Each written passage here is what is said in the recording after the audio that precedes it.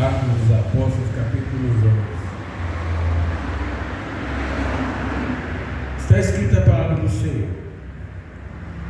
E ouviram os apóstolos e os irmãos que estavam na Judéia, que também os gentios tinham recebido a palavra de Deus.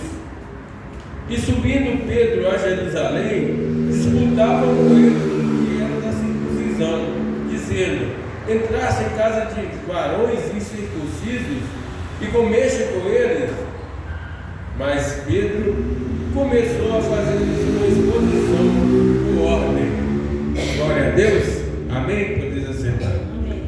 Pai, muito obrigado. Muito obrigado por mais esse momento. Glória ao Senhor por nós estamos aqui, Pai, por mais um dia, levando a Tua palavra, falando da Tua do Seu grande Evangelho. Pai, em nome do Senhor Jesus Cristo, que hoje nós possamos ter força bastante para suportar enfermidades, problemas, dores, mas que o Senhor possa, no nome do Senhor Jesus Cristo, passar a Tua palavra de uma forma tão grande que seja rema no nosso coração, que a gente possa entender do Senhor mais e mais. Nós entregamos nossas vidas, entregamos nosso pensamento, nosso coração, entregamos tudo que é nosso ao Senhor. E hoje, papai, nós podemos dizer que o Senhor é Deus nas nossas vidas, na nossa casa, e o Senhor controla tudo que é nosso. Pai, desde já, Pai, repreendo toda distração, repreendo tudo que não é do Senhor para tirar essa palavra, para tentar que seus amigos, seus filhos, seus amados irmãos, aqueles que o Senhor escolheu para estar aqui dentro, possa ouvir e guardar ela secreto do coração, Pai. Em nome do Senhor Jesus, amém e amém. Estamos no Atos dos Apóstolos, depois da grande comissão que Jesus falou para os apóstolos no capítulo 1, de pregar o Evangelho na Judéia, Samaria, até os confins do mundo. Jesus foi assunto aos céus e eles viram Jesus indo embora, ficaram em Israel, em Jerusalém, receberam do Senhor o Espírito Santo para começar essa caminhada, nova caminhada. Capítulo 2, você vê recebendo essa caminhada. No 3 e no 4 a gente vê conversões através desse poder de Deus na vida deles. No 5 e no 6 você vê que a palavra estava sendo lançada e esse pessoal estava crescendo em unidade, em força dentro de Jerusalém, ao ponto de que eles começassem a procurar pessoas para ajudá-lo, como que foi criada a diaconia, né? Filipe, Estevão, estavam todos nesse mesmo barco. Mas logo lá na frente, nós vemos que no versículo 8 que Estevão foi acometido, pego, porque já começava ali, agora já o ciúme do crescimento desse povo, o crescimento de um povo que para os judeus era um povo contrário a eles, mesmo nascendo na mesma linhagem, mas era um povo contrário, porque estava levando e tirando deles o sacerdócio. E o ciúme que eles tinham e tiveram contra Jesus agora estava aplacado nesse povo. E a gente vê que esse povo começa então a perseguir. E nós vimos que Estevão foi apedrejado. E logo depois, Saulo, no capítulo 9, foi convertido através do Senhor Jesus. Ninguém sabia por que essa forma, porque Paulo, o perseguidor, e Jesus falava que era uma peça importante. No versículo 10 começa a modificar a história do cristianismo. Aqui começa a nossa história, as nossas vidas. A partir do momento que Pedro foi à casa de Cornélio, a partir do momento que Pedro se dispôs à casa de Cornélio, foi o aviso de que o Evangelho ia seguir até o confins da terra. Glória a Deus. Mas como Pedro era judeu e eles achavam que o povo gentios eram imundos, tem até aqui em Mateus 15:26 fala que são cães. A visão deles para esse povo é uma visão tão difícil. Foi por isso que até agora, que eu fui falando do Atos dos Apóstolos até o 10, vocês notaram que até agora esse povo não tinha. E da onde Jesus falou, estava em Samaria, Judéia, lá perto.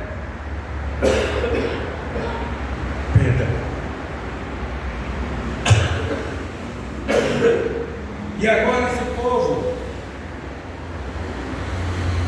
precisava entender a presença do corpo de Cristo. Não era só para eles, era também para os confins da terra.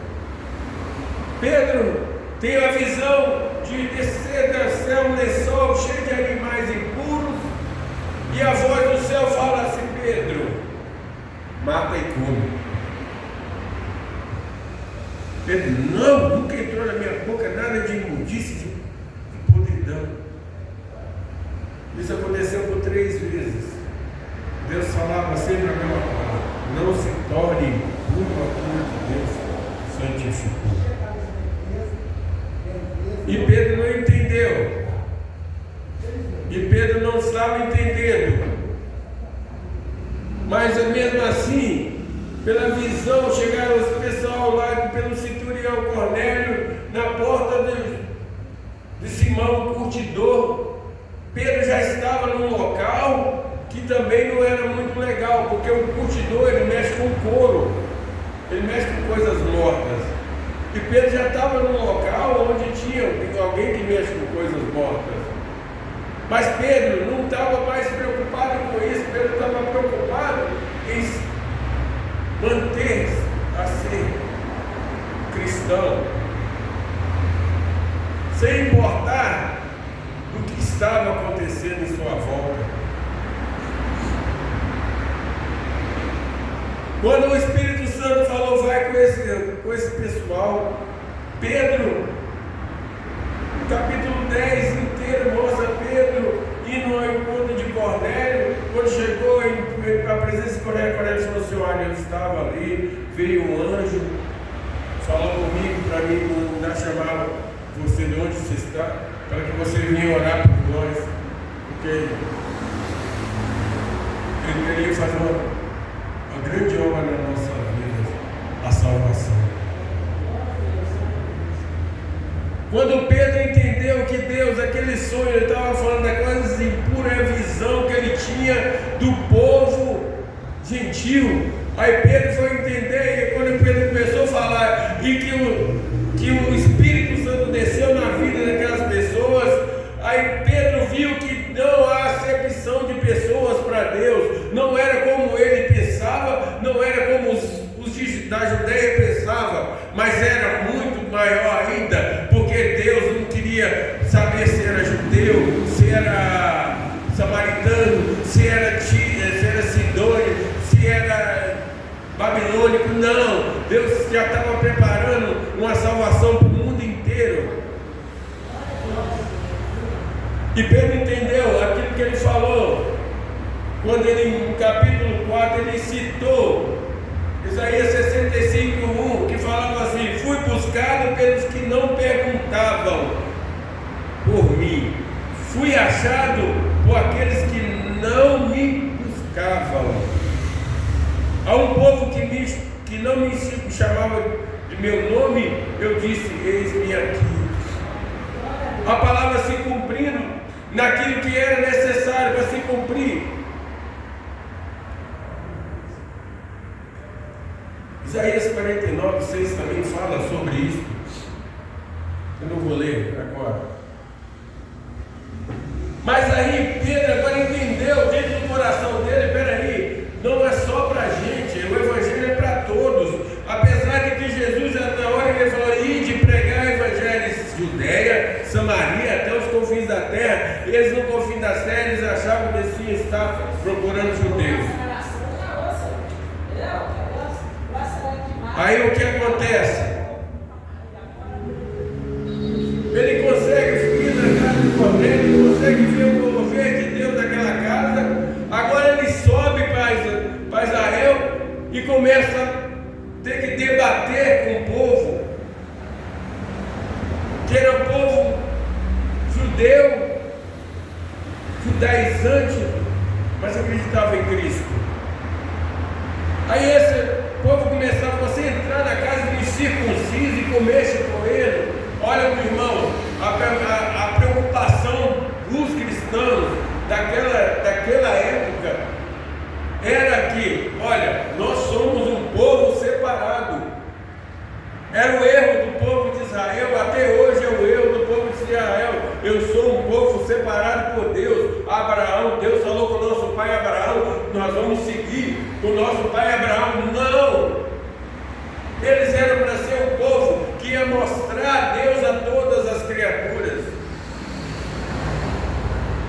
E eles não estavam fazendo isto, porque os judeus ainda tinham aquele dentro deles, aquela coisa de: nós vamos fazer o quê? Perdão. Pedro agora estava falando com esse povo, olha só, gente, a Bíblia falava: João certamente batizava com água, mas vós sereis batizados com o Espírito Santo, se Deus assim quis, assim será. E aí eles entenderam que a coisa não foi mais aquela coisa de João por ímpeto dele, mas que Deus estava mostrando para eles o caminho de novo que ele havia te mostrado no princípio com Abraão. Era para ser um povo mostrando um Deus vivo para um povo que não conhecia. Agora eles deram glória e realmente acreditaram que Deus estava também entrando na vida dos gentios.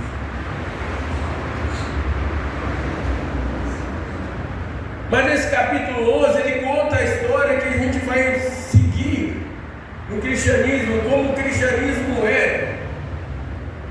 No verso 19 está escrito assim: e os que foram dispersos pela perseguição que sucedeu por causa de Estevão foram caminhando até as Fenícias, Chipre e Antioquia, e não anunciou a ninguém a palavra senão somente aos judeus. Eu falo para vocês, aquilo que Deus está falando, aquele povo estava indo, mas eles estavam saindo em direção às sinagogas e só falavam de Cristo para judeus. Eles não queriam comentar com outros, eles não queriam mostrar para os outros Cristo, porque eles achavam na mente deles a mesma coisa que Pedro achou.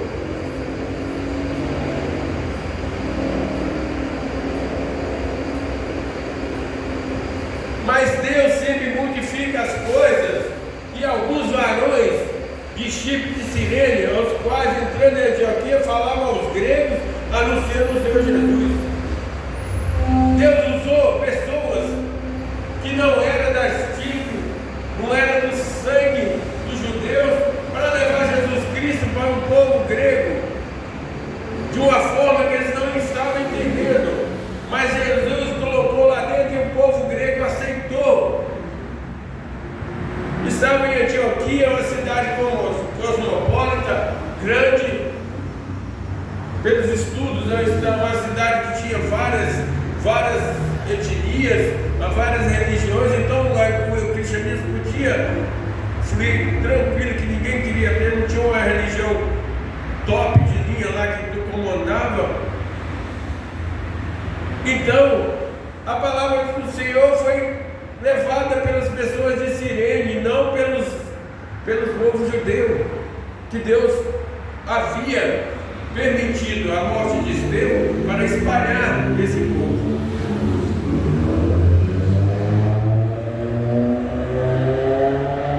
E a gente vê agora que esse povo estava necessitando de saber o que eles iam fazer com essa novidade na mão. Como eles iam conseguir entrar dentro de um povo que não é deles, onde eles tinham visões diferentes desse povo, de uma forma diferente, que eles tinham que ver eles não mais como um bicho, mas como gente.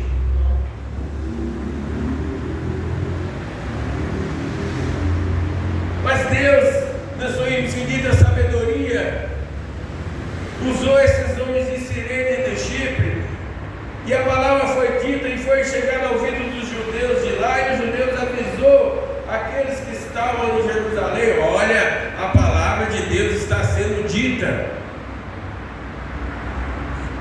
E eles pegaram um servo, um homem de Deus de nome Barnabé, falou: Barnabé, vai lá, vê o que está acontecendo, dá uma olhada naquele lugar.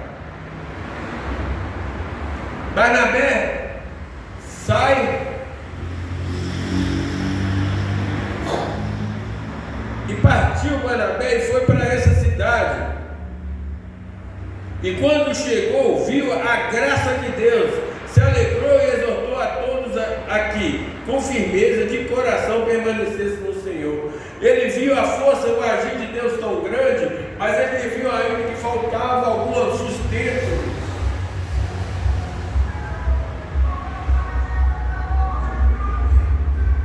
Faltando esse sustento, Paulo falou, Barnabé falou: eu preciso de alguém. E a Bíblia fala que partiu Barnabé para Tarso na busca de Saulo, e achando e conduziu para Antioquia. Agora, aquele cara que no Atos 9 eles não aceitavam ele como discípulo, não aceitavam ele ter visto a Cristo, não acreditavam nele, tinha medo dele. Mesmo Barnabé defendendo, Barnabé buscou e havia uma oportunidade de fazer: vem cá, Paulo, vamos trabalhar, vamos mostrar o Espírito Santo. Paulo estava em Tarso, acho que 5 anos, se eu não me engano, eu não quero me ater também em datas, mas ele estava em Tarso. Muitas vezes a gente sabe muito bem que a gente, quando fica a esmo, a gente pode estar falando a palavra do Senhor, estudando, porque Paulo era de Tarso, mas ele era um estudante, um fariseu. Ele podia estar estudando da palavra, sabendo tudo que podia tirar da palavra, da lei e da palavra do Senhor. Porque o que aconteceu com esse povo aqui de Israel é porque eles não sabiam completar o que tinha na palavra da lei com a mensagem de Cristo.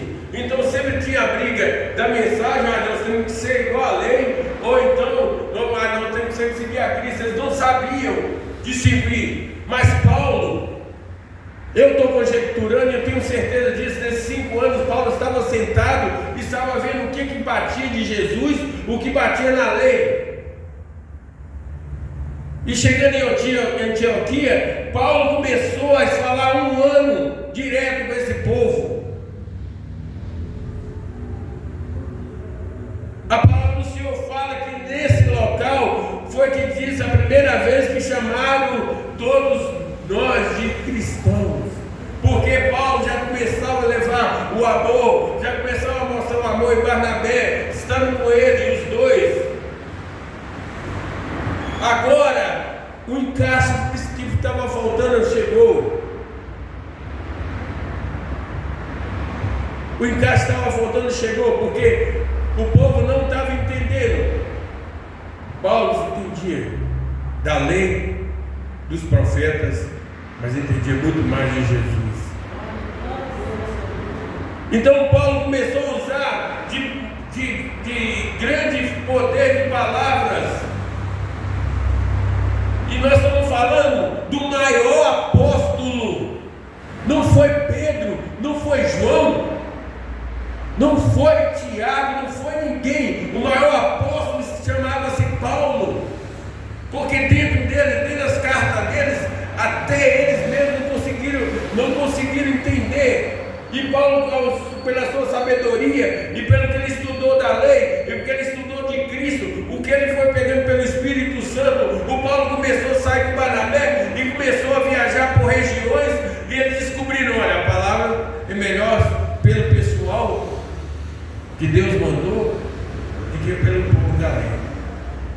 E o povo ainda preso nessa coisa da lei, precisando da lei, que até um certo ponto Paulo teve que levar o pessoal até o concílio de Israel, porque o povo estava querendo que o povo que estava aceitando Jesus, os gentios, tinha que ser circuncidado, tinha que ter a lei de Jesus, tinha que ter a lei dentro dele, não a palavra de Jesus, não a mensagem de Jesus. Mas no concílio, Tiago, irmão de Jesus, levanta e manda escrever que eles abstenham da contaminação e dos ídolos e da prostituição.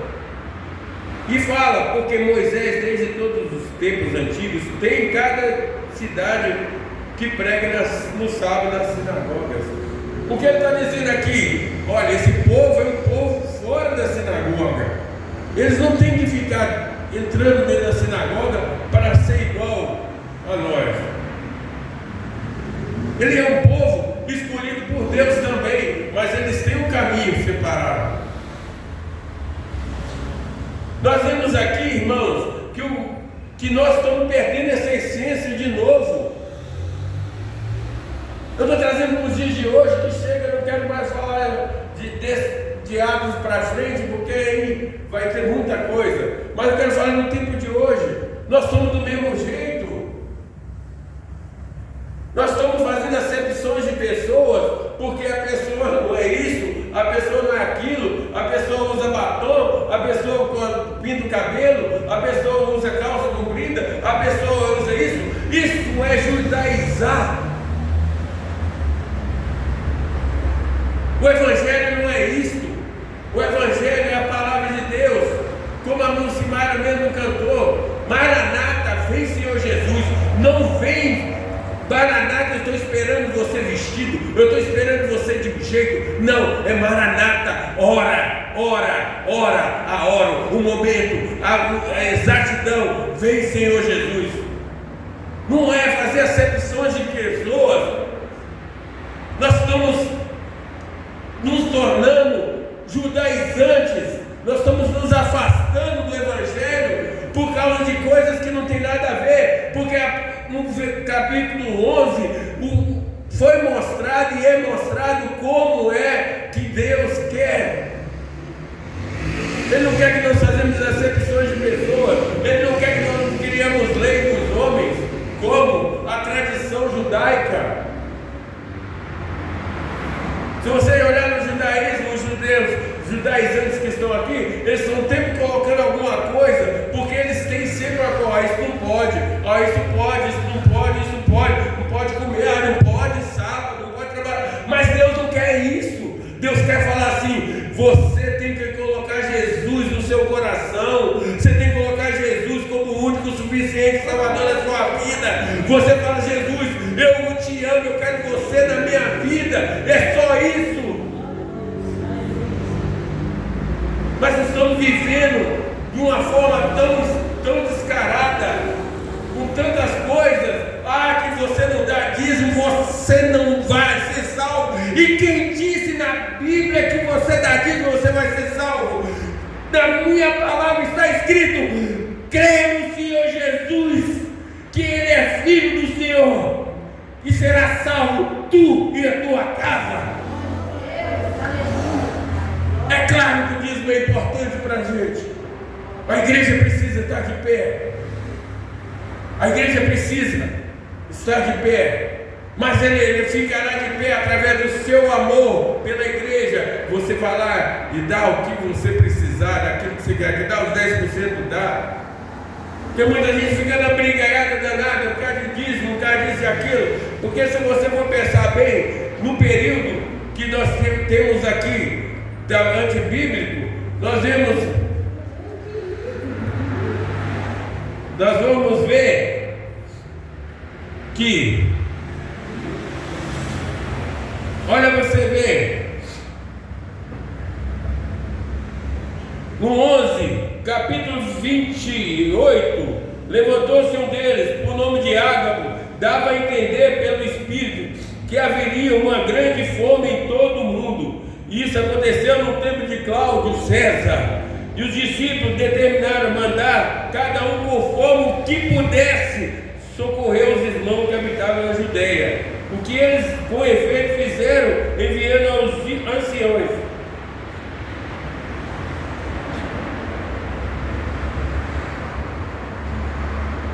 Aí você vê,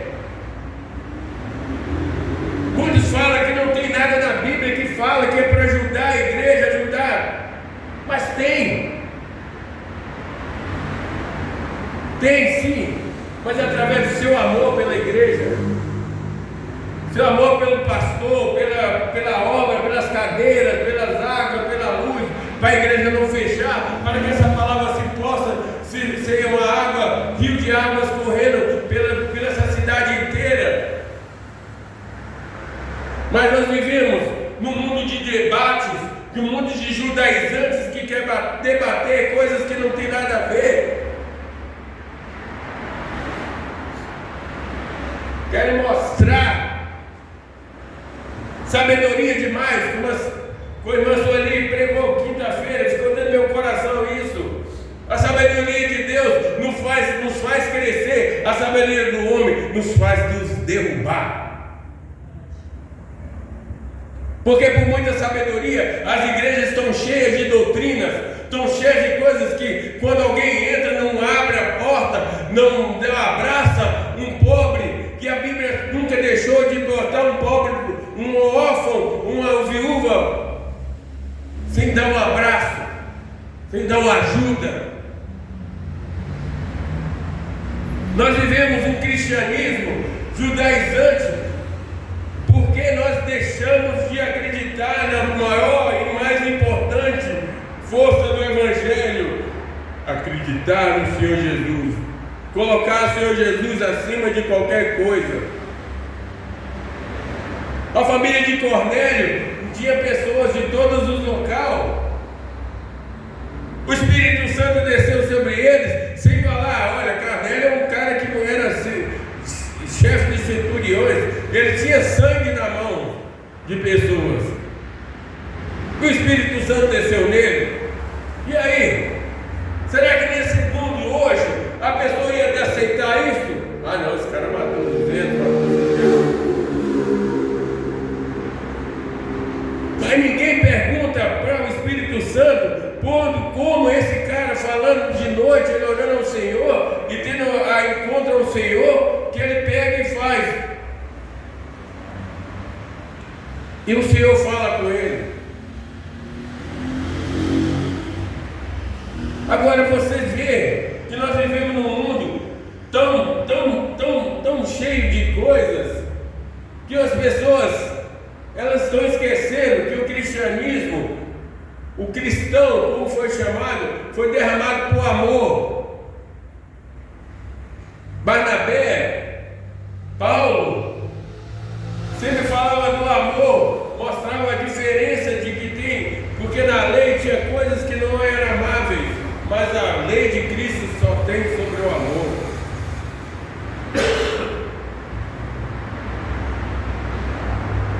Irmãos, encarecidamente, vamos ser mais cristãos, vamos amar mais o próximo, vamos dar mais amor ao próximo, não vamos fazer acepções de pessoas, vamos entregar às pessoas o amor que Cristo nos deu, que ela possa receber esse amor, e esse amor pode passar para frente, como o povo de Cirene e de Chipre, que levou para os gregos esse amor que o povo de Israel, o povo judeu não quis. Vamos esquecer de normas e de datas e de coisas que não tem nada a ver, mas vamos derramar nosso amor pelo próximo. Vamos tratar o próximo com amor, mesmo que se você acha que ele não merece, mas dá amor. Dá amor, porque é o sinal de que você está cheio do Espírito Santo, é o sinal que você está cheio de Cristo, é o sinal de que você é cristão, porque uma pessoa que é cristão é cheia de Cristo. Põe isso no seu coração. Eu quero orar por vocês.